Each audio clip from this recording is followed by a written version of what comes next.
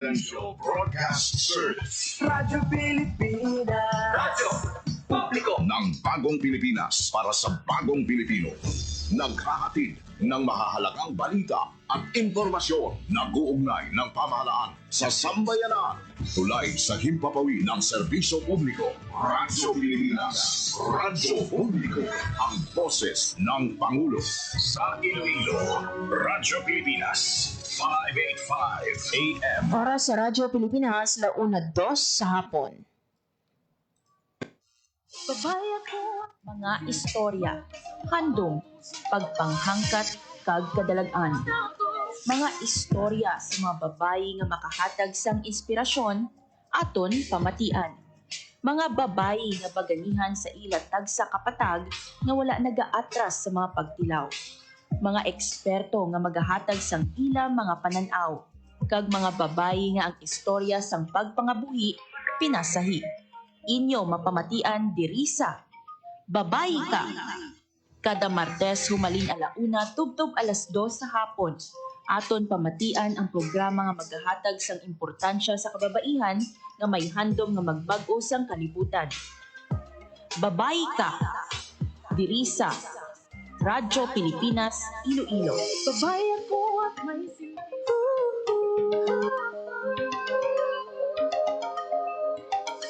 Babayan ko at may silbi sa lipunan di paapi.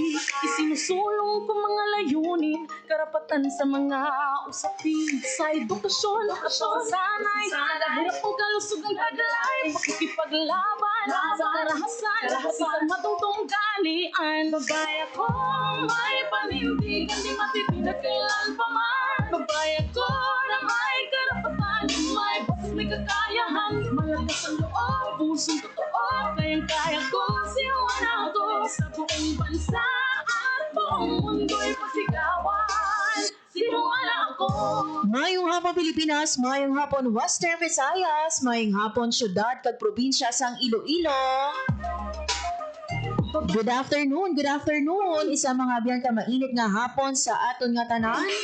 Adlaw kita subong sang Martes, Agosto 26, 2025. Ekonomiya, We are down mga biyan sa katapusan nga Martes sang bulan sang Agosto. Pinalalang ka adlaw kag kita no sugalaw na sang Burr months. Mga biyan, welcome sa aton nga pagpangalaga diri sa programa Babayi Ka. Kag ako ang inyong kaupod kada Martes, tubtob 1:55 sa hapon, Marian Grace Ereniata.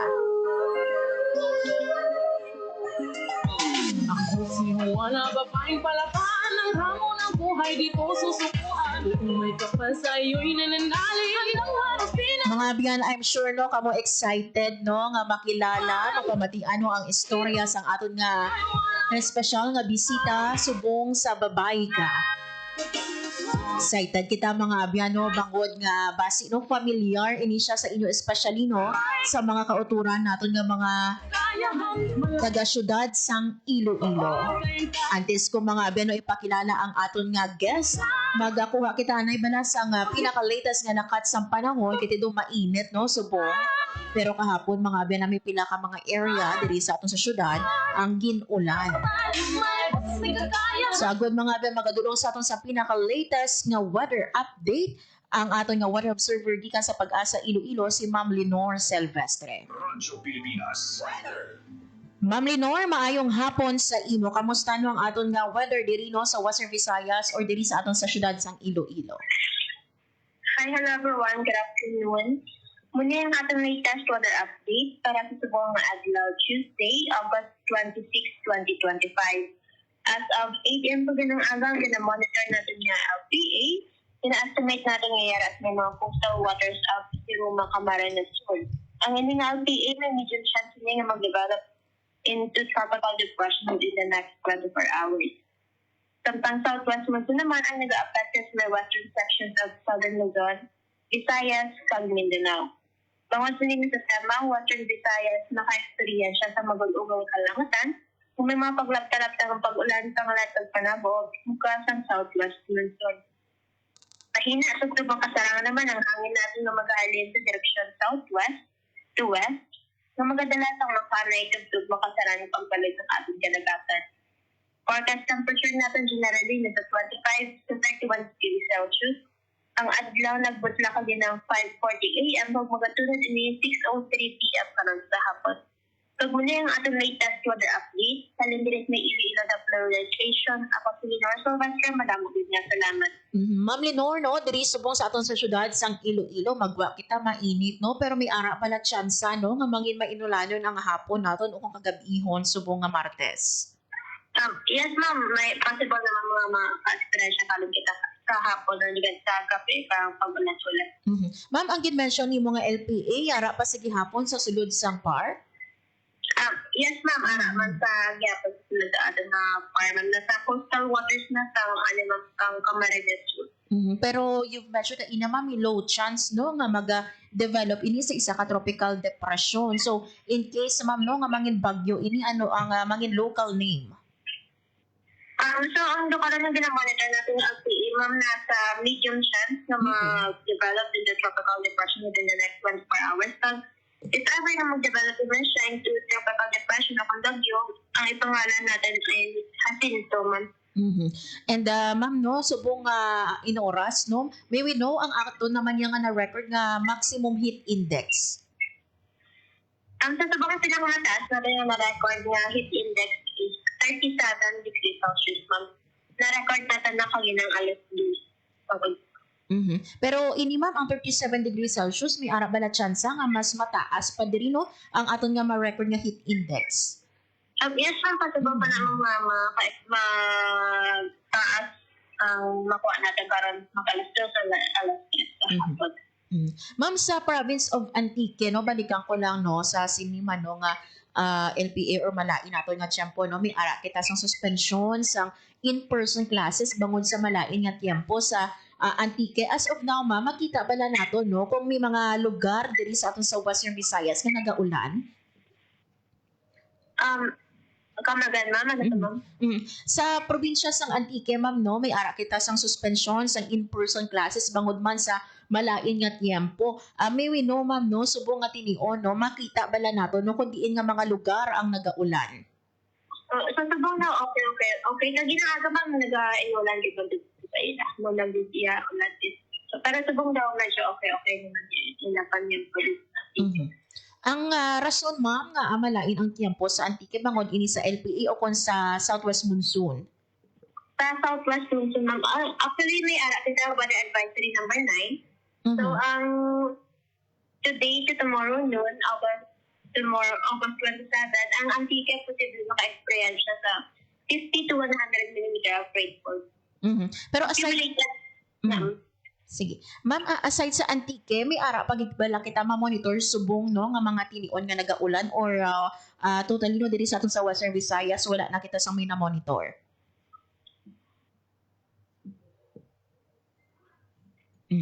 Yes, ma'am, may ara. Man sa may mga sa Negros Occidental nga portions ng Negros Occidental. Because of this, Ma'am Lenore, no, ang imo nga panugyan sa aton nga mga tagpalamati. Ang ano na, stay updated. Ang pag-monitor lang sa atin nga ginapagawa ang weather advisory sa mga weather updates sa atin nga social media sa atin nga website para ano na updated kita. So, mabalaan natin pa natin yung more. Okay. With this, Ma'am Lenore, madamo gid salamat. Madamo rin salamat mga kumain adlaw sa liwat. Radyo Pilipinas. Radyo Publiko. Radyo Pilipinas. There you have it, mga abyan, si Ma'am Lenore Silvestre, ang aton nga weather observer gikan sa Pag-asa, Iloilo. So, may ara kita mga abyan, no, isa ka low pressure area nga ginabantayan, no, sa aton nga Pag-asa. And according kay Ma'am Lenore, no, may medium chance nga maga-develop no into tropical depression no kon bagyo no ang ining LPA Isinusulong ko mga at layunin. paghahatagan ini siya sa pangalan nga Jacinto. Sa edukasyon, sa sanay, hirap ang kalusog ng taglay, makikipaglaban. Kaina mga biyanog yung pamangkot natin kay Ma'am Lenore no nga ti kung bala no kamusta man ang weather no sa Antique or may mga lugar pa bala no nga as of now nagaulan kiti kaina mga abyan no nagpagwa sa nga or may ara sang suspension no sang in-person classes sa 13 naton ka mga local government units sa province of Antique bangod sa malaing nga tiempo. So as of kaina no 6 AM wala sang klase sa tanan nga libel sa mga banwa sang Tobias Pornier, Belison, Barbasa, Valderrama, Lakipman sa Patnungon, Pandan kag Sebaste. Samtang wala naman sang klase halin sa preschool, tubtob senior high school sa Sibalom, sa Hamtik, sa Aninii, Kulasi, Lakipman sa San Jose kag sa Bugason. So ang rason mga aben bangod no sa southwest monsoon. Although nga diriya sa aton sa syudad sang Iloilo mainit dito yung mga aben no sa Antique kaina nag-ulan malain ang tiempo pag according kay Ma'am Lenore ni ara man no nga nasiplatan no nga pag-ulan sa pila ka bahin subong sang Negros Occidental. Gani no maghalong gino sa mga kauturan naton ha make sure gigadala sang inyo nga payong bilang proteksyon no kontra init man o kontra ulan. Di subong no nga mga panahon no ikawan nato no ang pagmasakit bangod no nga gamay lang nga basa sang ulan ilayo no trangkaso dayon so amo nang ginalikawan nato.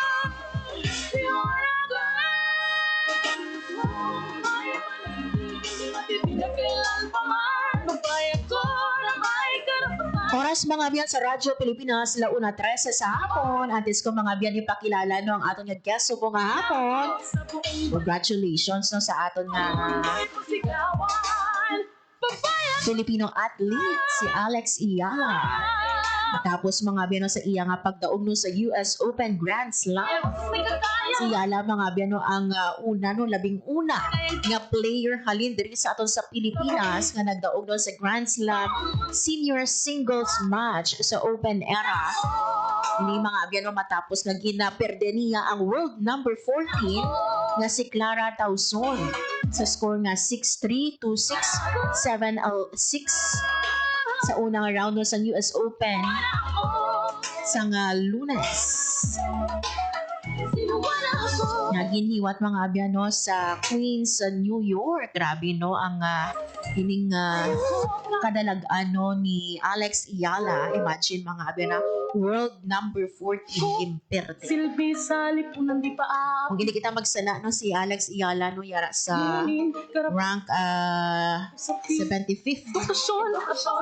So kabay pa no we are praying, we are hoping no nga mangin padayon ining kadalagan man sang aton nga Filipino athlete. Oras mga biyan sa Radyo Pilipinas, 1:14 sa hapon. Mga biyan sa aton nga pagbalik makaupod na naton ang aton nga bisita subong nga hapon. Ang aton mga biyan nga former 3-term City Councilor diri sa syudad sang Iloilo kag sa karon no nagapangalagad bilang Executive Assistant for Tourism and Health Initiatives sang syudad and at the same time mga abino consultant for Region 6 sang isa ka senator. We are excited mga abino nga mapamatian no ang iyang pag-share no sang iyang experience. Imagine mga abyan na 3-term councilor. Ang salig bala no sa imo sa or ang salig no nga ginahatag sang pumuluyo sa imo hindi basta-basta. Hindi kung wala ini sila salig, hindi ka maguro ma-elect sa sulod no sang 3 ka termino. Kag isa ini siya mga abyan no sa doktor no sa aton nga konseho.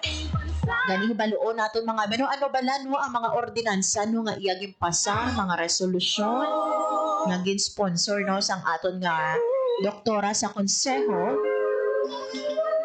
Kag ano no subong bilang executive assistant no for tourism and health initiatives. Ano no ang mangin focus niya sa iya bag-o nga katungdanan.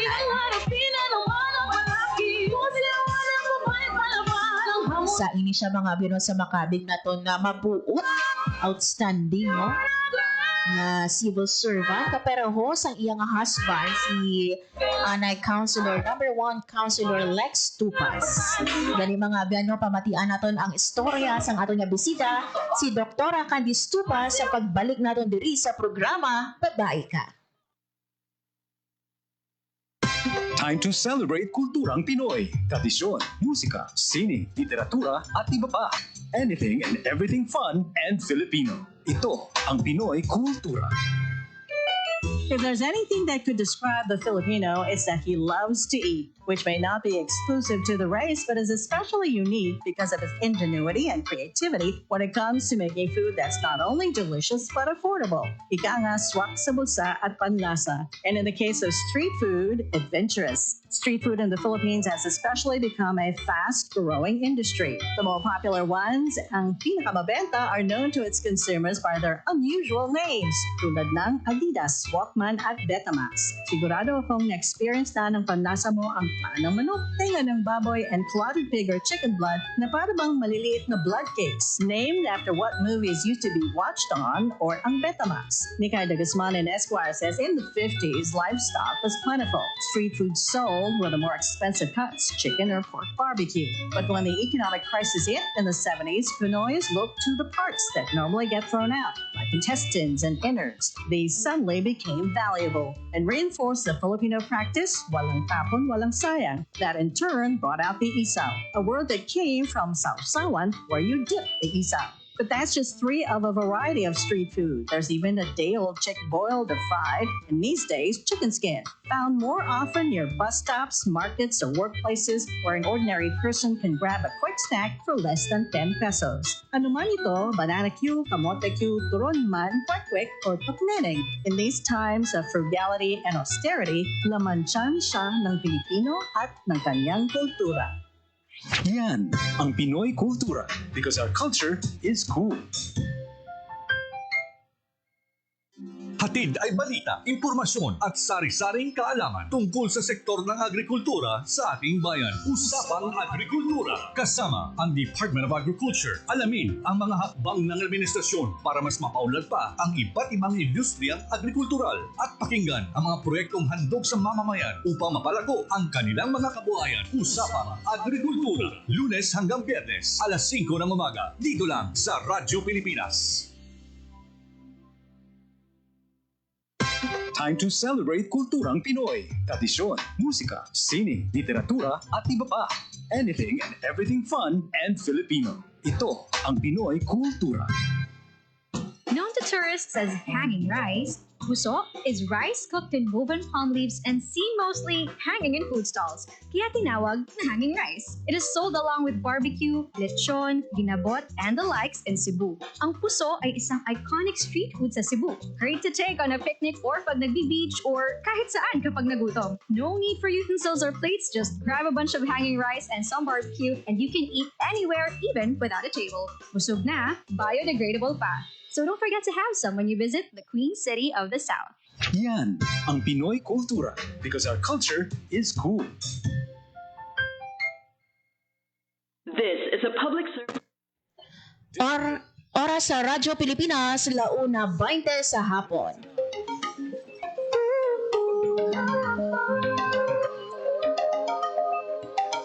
Babae ako at Sa gihapon mga abiyan, nagapamati ka mo sa programa Babae Ka, kada ko ang inyong alagad, Marian Grace Aranyata. karapatan sa mga usapin. As mentioned earlier, mga abiyan, may isa kita ka espesyal nga bisita nga makaupod subong nga hapon sa aton nga pagpangalaga diri sa Radyo Pilipinas, Iloilo. I'm so excited mga abiyan no, nga mabatian sa liwat no, sa kahanginan ang aton nga bisita, ang aton mga abiyan nga former teacher, City Councilor diri sa syudad sang Iloilo, and recently mga abiyan kin-appoint bilang Executive Assistant for Tourism and Health Initiatives. Bilang isa mga abiyan ka doktora, syempre magakuha makita no sang tips sa aton nga bisita paano bala no mabalanse ang oras no bilang isa ka working mom kag syempre no bilang isa ka public servant. Manamig gid ini no sa mga kauturan naton nga mga babae nga nagapamati subong nga hapon para nga di magiyahan man kita. Ano bala naton mabalanse ang aton nga oras. Mga biyan, I believe yari na sa aton nga Zoom ang aton nga bisita subong nga hapon si Doktora Candice Tupas. Doc Candice, maayong hapon sa imo and welcome diri sa Radyo Pilipinas Iloilo.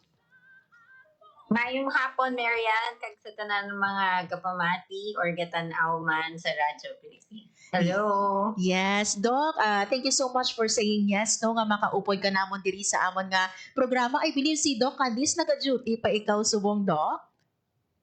Ano lang may obra lang, may scan lang. Yes. And Doc, no, antis nato, no, hipaluon, no, ang ining bag-o ni mga katungdanan bilang executive assistant nato ni at the same time, no, bilang consultant, no, sa office, no, ni Senator Bam Aquino, no. Pwede mo ba na, Doc, no, maistorya sa amon sang san o ikaw, Doc, no, nagsulod sa politika, no, especially nagpangalagad bilang city councilor diri sa aton sa syudad sang Iloilo? 2016 kita, no? First, we were appointed as city councilor. Dason, we ran for our own elected term. So, na-appoint kita ni President Pinoy, and then, napatayon natin for 9 years, no? So, mga almost 10 years kita naging city councilor.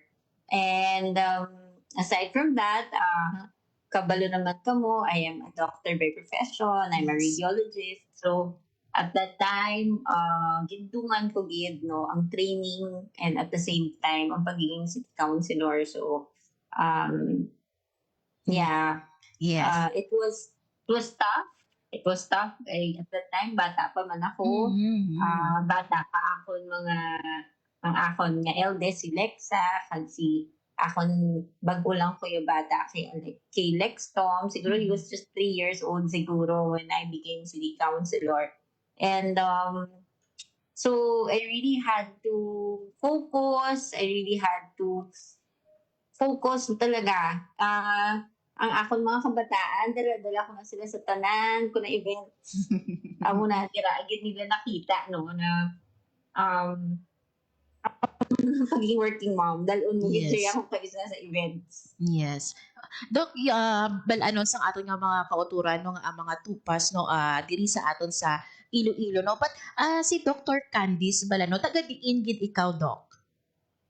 Well, I grew up in Manila. Akong father is tanan gid kami, nagdako kami sa Manila. So yeah, dira gid. And dira man ako na-meet ni Lex. Ilonggo lang ang nagkilala sa amon. And Doc, no, what was your first reaction kumbaga or experience no nga sang diri na ikaw sa Iloilo kay balaan naton dira sa Manila no, busy ka tama no ang aton nga life, but diri sa Iloilo no, kamusta ang imong experience no sa mga first year nimo nga pagtener diri sa aton sa Iloilo? Well, in my first year, at that time, I was a new doctor. So, gusto ko gid yung magkaroon ng may arang gid ko yung own family, no? I wanted to build my own family. So, I really felt like I said that I told my dad na since natapos naman ako sa pagdodoktor, nakatapos naman ako, basi pwede ka focus ako sa pagiging mom and of course, first wife, and then kay honeymoon baby si Alexa. So, gid gusto ko na gid maging full-time mom. So, amo na, no. But you know, hindi man gid ako masyado naging full-time mom and wife kay at that time, ginupod gid ako ni Lex sa tanan niya na events. So, daw nag-work man ako gihapon. And then, ginahimuan niya ako mga med-mission, ginahimuan niya ako ng mga talks sa kabarangayan. So, that's why napalapit man ako sa madamong mga tao, no? Sa mga kabarangayan. Because, gin-expose ako ni Lex sa amo ni nga life. And even at the same time, I was staying with my parents-in-law, kay former Governor Neil Tupas and former Mayor Mirna Tupas na balay. So I stayed with them. for I think 1.5 years. So dumudamo permi tao dito. So kung magwa lang ako, pwede ako kanimo admission. Amo na akong kaisa padoktokan ako ng akong father-in-law sa akong room. Dason ihambal niya may pasyente sa gwa. So check up ko man. So it was really when I arrived here, I started doing a life of service.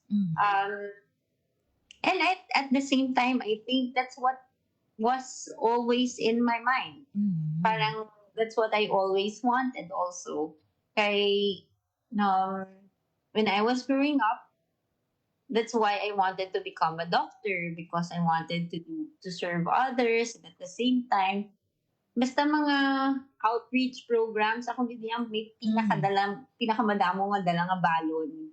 Kay ginaanuhan ko gid, gina-push ko gid akong mother na kinahanglan madamo ko ihatag sa mga talagaan. So basta mga outreach program ako gid ang number 1 sa paghatag or sa pagdala sa mga kung ano-ano. So that's why siguro that this is really what I also had in mind. I just didn't really realize it until I arrived Iloilo City. Yes. Pero Doc, was it really your dream, no? Nga mangin isa ka doktora gid? Yes, tutuod na yan. It has always been my dream, and I think my parents really encouraged me, especially my father encouraged me to become a doctor. He encouraged me to follow my dreams, actually. So, my grandfather was an obstetrician gynecologist, and he was one of the pioneers of Bagong Lipunan, now the East Avenue Hospital. So, and he was trained in the US. So, I grew up wanting to become a doctor, playing with his stethoscope, playing with his prescription pads. He had even microscopes in the house. So, I would be there and stay there the whole time, just playing alone. And my father encouraged me to become a doctor, and he really supported me. Even if at one point I wanted to quit, he said, I really see you becoming a doctor, so just hold on to this, and then if you pass the boards and if you feel like you don't want to practice anymore, it's okay, just pass the boards. So that's what I did. I just continued studying, and I just passed the boards, and then of course I also met Lex in the middle. So I decided that I'd become a full-time mom and a full-time wife. Yes. But Lex also, si Lex man, encouraged me pa rin to become a doctor, to continue practicing by exposing me, asking me to do medical missions. And even at one point, ang nabalaan ko lang yun na to continue practicing. Kaya siyempre, general medicine lang kabalo ako when I got married to Lex, di ba? But what really pushed me also to do a specialty was my dad became really sickly. And I had to do CPR on him to save him. So luckily, we were able to revive him. But I felt that what I learned medically, at that point, I felt that what I learned medically was not enough. Hindi enough maging general doctor, hindi enough maging general practitioner. So that's what really pushed me to train. But ang problem abi sa una, diri, there are some residencies that are not available. Okay. So amo na no. So I had to train for a while in Manila. But then I realized if I really want to serve and I really want to help, mabalik gid kaya sa syudad. Yes. So I trained here in Iloilo City. Kay this is where I want to build my life and where I want to raise my children. Yes. Pero Doc, was it an advantage also, Doc, no, sa imo nga part, being a doctor and at the same time being a public servant? Yes, actually it is an advantage kay um bisan sa diin ako, I feel like I'm doing service. I'm still doing public service and mas nabatyagan ko gidya ang kung ano ang kinahanglan. Kabalo ko kung for example may pasyente ako, kabalo na ako kung ano ang kinahanglan sa mga tao. Like so like for example, ano ang pinaka-importante sa ila?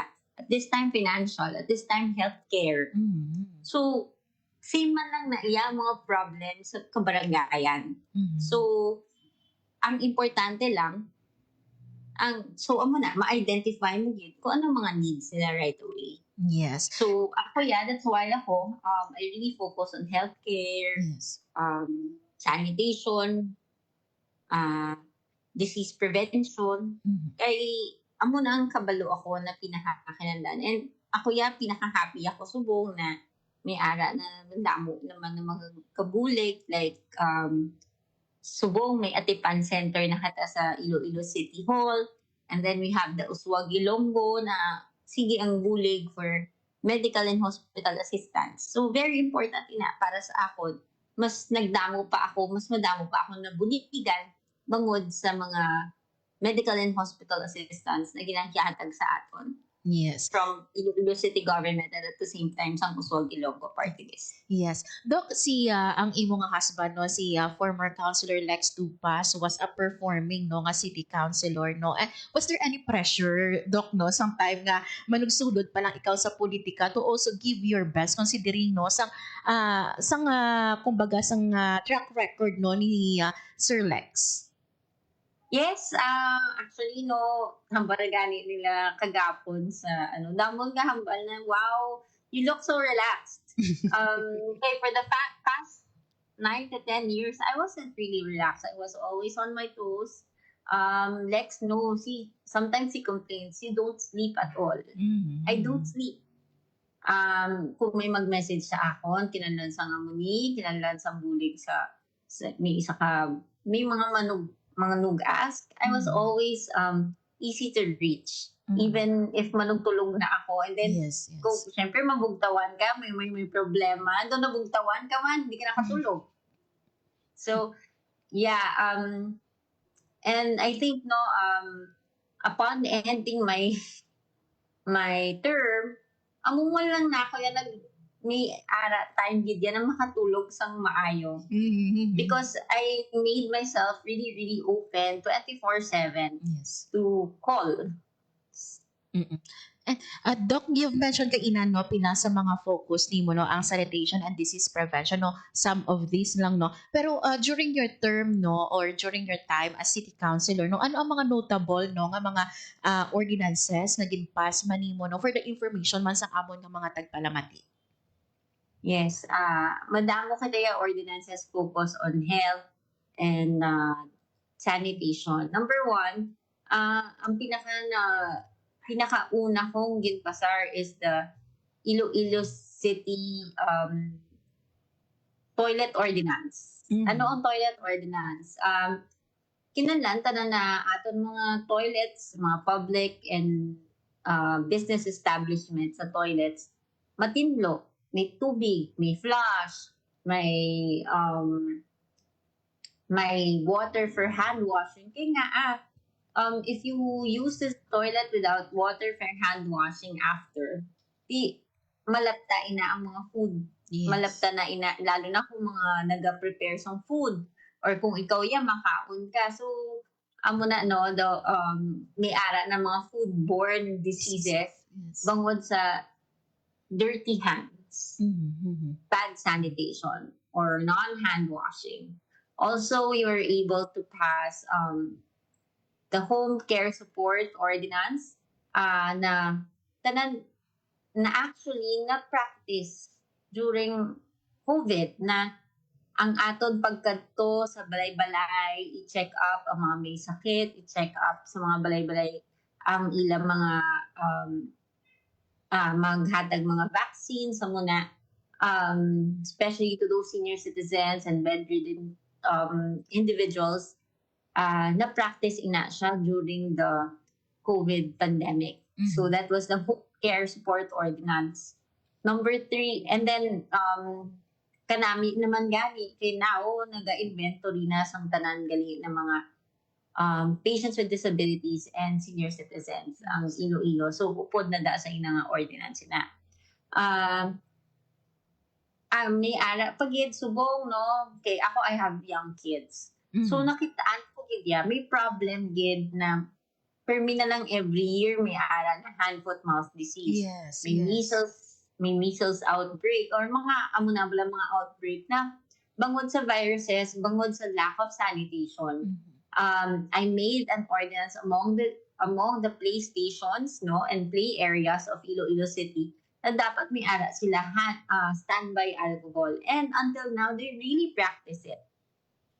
It's good that they really practice it until now. So and nakita ko ganyan sa mga play areas right after kumanugwa ng mga bata, tagaan nila alcohol ang kada bata before magwa sa ilang play area. So I think it's good.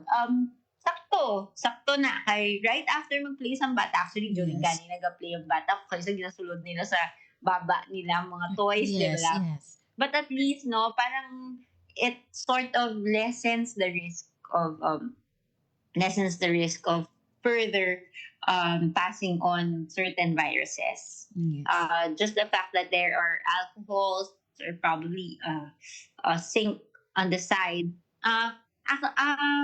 I think no, I was able to pass kay mabudlay magpasar sang ordinansa. Pero madami sa tayo ordinansa. I had 19 self-authored na ordinances. And I think most of that was focused on healthcare. Yes. And during the pandemic, I think I was able to pass 5. And then I had 63 resolutions. 63 self-authored lang na. Wala pa lang mga gina-co-author ko or gina-support, co-sponsor ko. Kaya kung ang mga gina-co-sponsor, damo-damo na. Pero I had 63 self-authored resolutions and 19 self-authored ordinances. Yung 63 na mostly also focused on healthcare. Subong no, gina-practice gihapon ang duwa ko ordinance ng City Health. Ang Friday as Adolescent Health Day in the City Health offices of Iloilo City, and also yung mga diabetic and hypertensive clubs. So, ang nakita ko lang they still practice it, but I also want to relaunch it. Yes. So, I want to strengthen it. Subong damo gid may damo na gid mga gagwa gid ang problems ng mga adolescents. Hindi man lang naasubong. Actually, that's the reason why at that time I passed it. That was I think 9 years ago. So but we have to relaunch it because madamo na gid problems ang mga kabataan subong. So we need to help them, and we just need to let them know that on Fridays sila gid ang stars sa City Health. Sila gid ang unahon. Yes. Doc, going back sa ginhambal mo kaina no nga hindi mahapos no ang pagpasar naton sa ordinance no. Pero Doc no, bilang isa ka babae Doc no, was it hard also for you no nga mangin isa ka public servant or being in the city council because nga babae ikaw? At first it was hard, but most of the time it was actually, hindi siya, it's because babae ka, or hindi siya, it's because babae. I don't think it was gender-based, actually. Ang pagiging problem sa pagiging city councilor, hindi siya gender-based. And siguro, it also helped na they knew me firstly as a wife of Lex, and at the same time, they knew me na, wife ni Lex. So, permi nila ako updanay kung may mga events sila. Permi gani ako upod ni Lex everywhere. So nakastorya ako na gidya ang mga colleagues ko way beforehand. And then, so nag-graduate ng mga kabatchmates ni Lex man, Yes. May mga bag-o naman. I made sure naman na I was warm towards them. I made sure that I gave constructive help, no, and consultations with things with them. And ako yung Marian, I'm the type of person that I believe in shared advocacies. Yes, yes.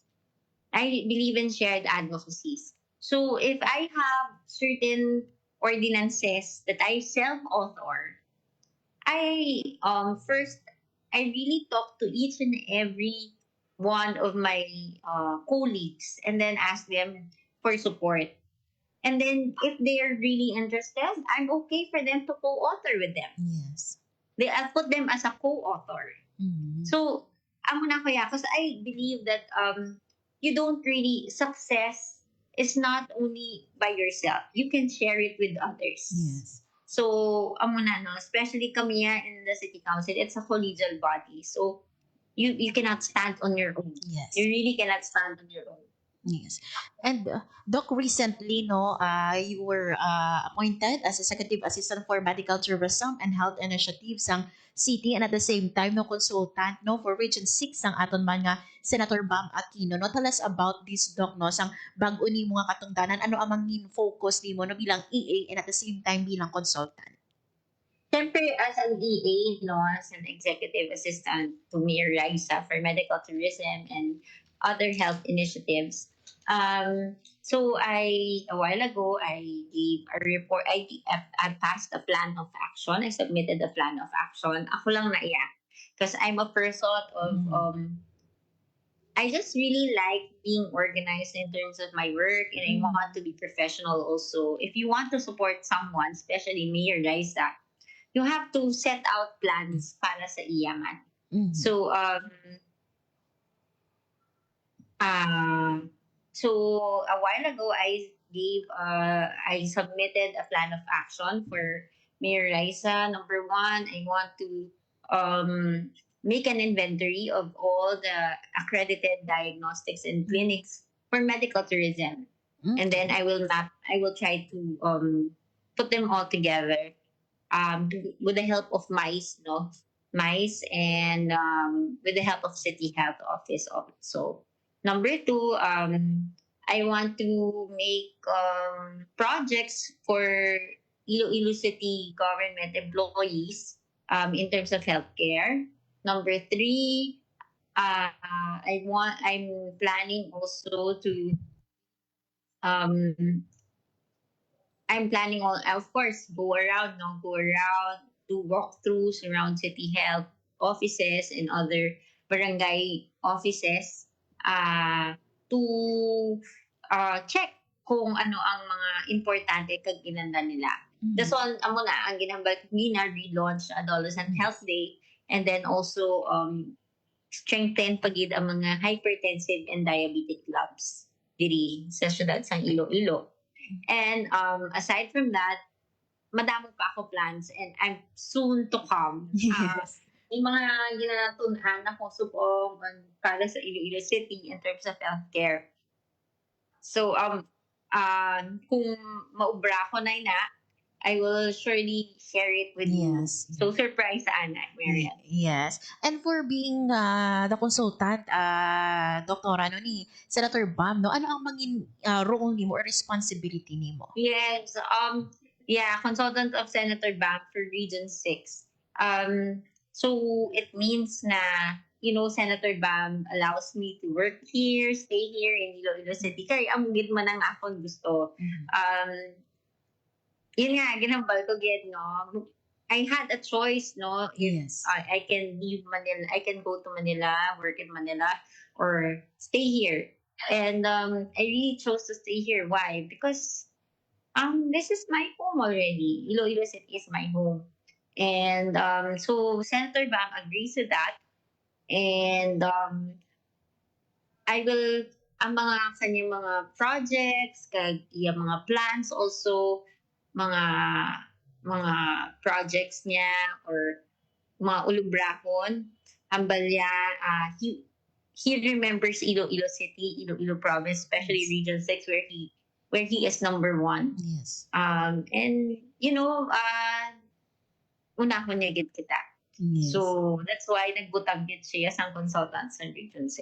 Yes. And doktora no, since nga although nga tapos na ikaw no being a city councilor but still no you are still a public servant no. Sa mga babayi nga nagapamati subong nga hapon doktora no, ano ang imo nga mahatag nga tips sa ila no, especially sa pagbalance no sang ilang life bilang isa ka working mom and at the same time no sa ibang paginila nga mga activities para nga mahatagan nila sa gihapon sometime ang ilaman nga kids and at the same time no ang ilaman nga husband. Yes. Well, number one, make a schedule. Ako I stick to a schedule. So, kinahanglan pagbugtaw ko, mag-pray ako, dason pangitaon ko akon ang mahampang kami sang akon nga youngest. Yes. Amo na say hi to Lex or bunga mo na bala. And then I really make schedules no akon mga things to do for the day. And if something happens in my family comes first. Yes, yes. Kay syempre may isa ka doktora naghambal sa akon. Kans may mga doctors gid ya ning gastorya sa akin. Gastoryahanay kami. Ang work pwede kita na yung islan. Yes. Pero ang pagiging Iloy, iisa lang kita para sa aton mga kabataan. Yes. So, as much as possible, you make them feel that lan na kinanan kagit nila. Yes. Una ako mugid sila, pamatian mugid sila. So, amo nang akon nga no. Simple man lang na make time for family, make time for prayer, and make ample time, make yourself efficient in your work. Para just in case na you need to leave work for a bit, maintindihan nila because you've given everything naman to your work. Yes, yes. Doktora, before I let you go, no, base may ara ikaw luyag, no, nga, tayo mo, no, o kung may i-announce ikaw, take this time, no? Sa mga kababayihan, no, na nagapamati subong, we will still also look into ways on how we can help you. I'm really researching on something na makakuha kita sang grant para sa women's health dili sa syudad sang Iloilo. And I'm hoping na makakuha ako it's my first time to apply for a grant it's my first time to apply for a grant. Ibagid ang pagiging sa pagiging executive. Yes. Sa una, I'm really, really good, of course, at making laws and ordinances and resolutions. But this time, I'm excited because gapad ako baby. Mm-hmm. So, kay bag-o niya na posisyon, I don't think it has ever been done, but it's very new position. So just made for nagapasalamat man ako kay Mayor Raisa kay angay-angay na gid sa ako. Yes, 'Di ba? Hanggang yes. sila ay bagay sa imo, angayan sa imo. So so pasalamat kita kay Mayor Raisa kay amo na intindihan niya man no na we mothers together kami nga duwa mothers kami. We really work on advocacies and what will help Ilonggos and Ilonggo women for sure. So hulat lang kami mga babae, I will look into something that hopefully makakuha kita sa grant and kita makafocus on women's health. Yun. Looking forward sa sina doktora, no, and I'm so excited, no, nga mapati ang ano ining plan and hopefully no mag-grant ining or mahatag sa aton ng ining nga grant no, para nga madamo pagkita nga mga Ilonggo mga Ilonggano nga mabuligan with your new positions. Madamo gid nga salamat doktora sa time nga ginhatag mo diri sa amon sa Radyo Pilipinas and God bless you Doktora Candice. Thank you, Marian. Thank you sa tanan ng mga katanaw, kagapamati sa Radyo Pilipino at Iloilo. Yes. Mayong hapon, Doktora. Mayong hapon.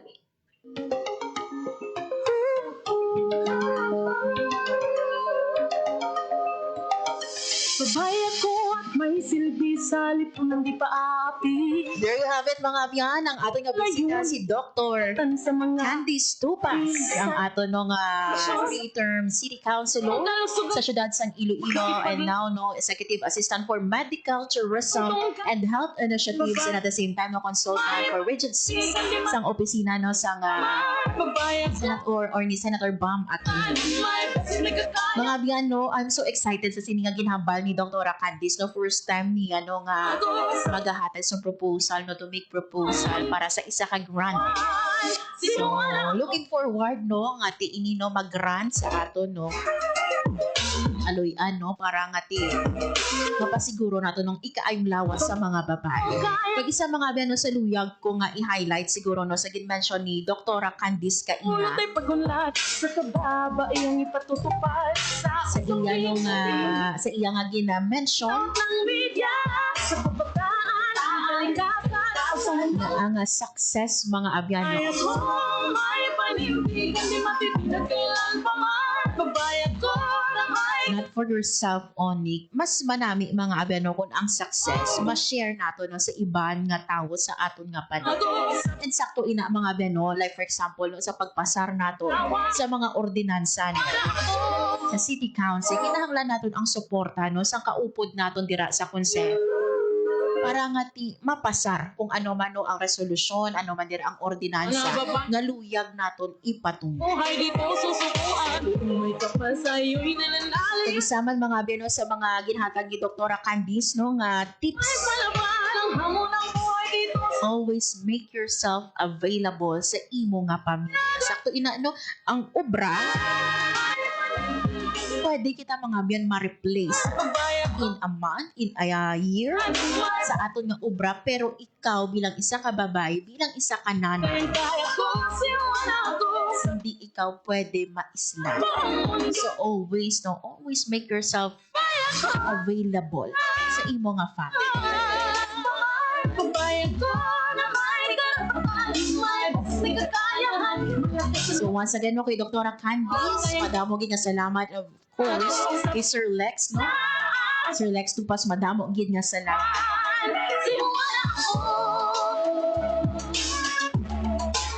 Para no nga mabatian nato no ang mga plans no sang aton nga bisita no bilang bago nga executive assistant especially no for health, medical tourism and health initiatives diri sa aton sa syudad sang Iloilo. Madamo nga salamat man sa tanan nga mga nagatutok subong nga hapon sa aton sa Facebook Live sang Radyo Pilipinas Iloilo. Kag syempre no sa mga naglisod sa ila radyo sa 585 May AM. silbi sa lipunan di pa aapi isinusulong ko mga layunin karapatan sa mga usap Maayong hapon kay Ma'am Mary Rose Ashley K. Ladasma. kalusugan paglain makikipaglaban sa Kag kay Ma'am Lorena Esteva. karapatan Madamo nga salamat sa inyong nga pagtutok subong nga hapon. hindi matitigan Thank you man sa ako mga katuwang technical sa studio, Engineer Roy Louie Kaipang kag sa among transmitter, Sir Vermore Aventura. kaya ko sinuwala ko Mga biyan, ako na lang gid si Marian Grace Aranyata kag ini ang Babae Ka.